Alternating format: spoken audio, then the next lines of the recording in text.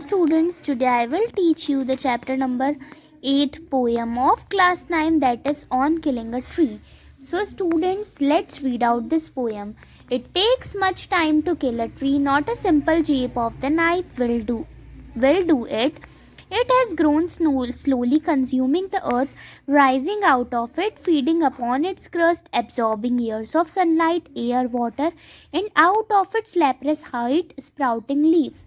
So, in the first paragraph, the poet is telling that कि हमको trees को destroy नहीं करना चाहिए. जो ट्री होती है वो सॉइल की रूट की सॉइल के अंदर से ग्रोन अप होती है. जो प्लांट होता है वो न्यूट्रिशन लेता है अपना सॉइल के थ्रू, और जो ट्री होती है वो सॉइल से बाउंड अप होती है.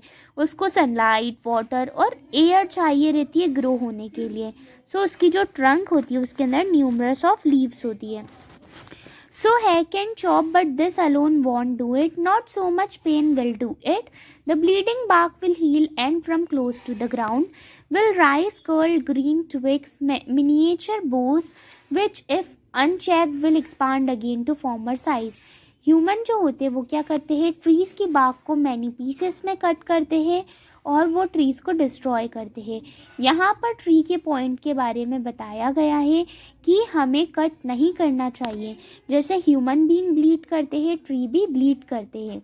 सो in the third paragraph, no, the root is to be pulled out to be the anchoring earth. It is to be roped tight and pull out, snapped off, pulley out entirely out from the earth cave, and his strength of the tree expose the source white and wet, the most sensitive hidden for years inside the earth.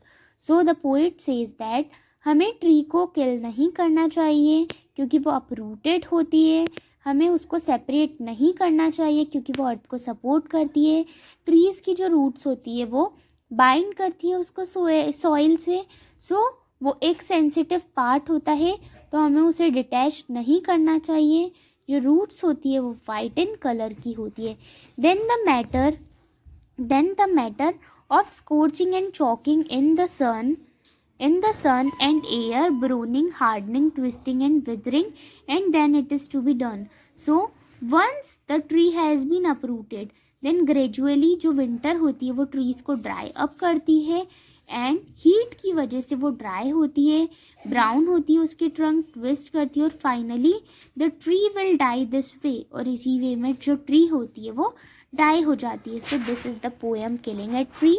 I hope you understood the meaning why the poet has named this poem on killing a tree.